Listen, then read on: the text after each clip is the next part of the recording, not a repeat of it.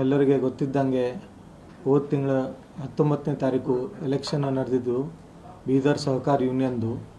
ಅದರಲ್ಲಿ 15 ಸೀಟರಲ್ಲಿ 11 ಸೀಟು ನಾವು ಪೂರ್ಣ ಬಹುಮತದಿಂದ ಗೆದ್ದು ಒಂದು ನಮ್ಮ ಡೈರೆಕ್ಟರ್ಸು ಅವರ ಆಸೆ ರೀತಿಯಿಂದ ಮತ್ತು ಅವ್ರದ್ದು ವತಿಯಿಂದ ಅಭಿಷೇಕ್ ಪಾಟೀಲ್ಗೆ ನನಗೆ ಅಧ್ಯಕ್ಷ ಸ್ಥಾನ ನಮ್ಮ ಜೊತೆಲಿ ಉಪಾಧ್ಯಕ್ಷರು ವೈಜನಾಥ್ ಆನಂದೆ ಅವರಿಗೆ ಉಪಾಧ್ಯಕ್ಷ ಸ್ಥಾನವನ್ನು ಕೊಡಬೇಕಂತೇಳಿ ನಿರ್ಧಾರ ಮಾಡಿದ್ದಾರೆ.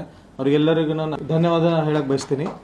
ಅದಕ್ಕೆ ಈಗ ನಮ್ಮ ಹೊಸ ಆಡಳಿತ ಮಂಡಳಿ ವತಿಯಿಂದ ಅಧ್ಯಕ್ಷನಾಗಿ ನಾನು ಭರವಸೆ ಕೊಡೋಕ್ಕೆ ಬಯಸ್ತೀನಿ.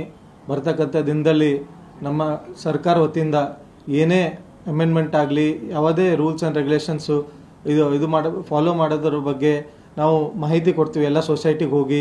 ಅದೇ ರೀತಿಯ ಕೋಆಪರೇಟಿವ್ ಸೆಕ್ಟರ್ದಲ್ಲಿ ಎಲ್ಲರ ಜೊತೆಲೂ ಸಹಕಾರ ಇಟ್ಕೊಂಡು ಒಳ್ಳೆ ರೀತಿಯ ಕೆಲಸ ಮಾಡಿ ತೋರಿಸ್ಬೇಕಂತೇಳಿ ನಮ್ಮ ಆಡಳಿತ ಮಂಡಳಿದು ಆಸೆ ಇದೆ ಮತ್ತು ಮಾಡಿ ತೋರಿಸ್ತೀವಿ ಅಂತ ಹೇಳ್ತಾ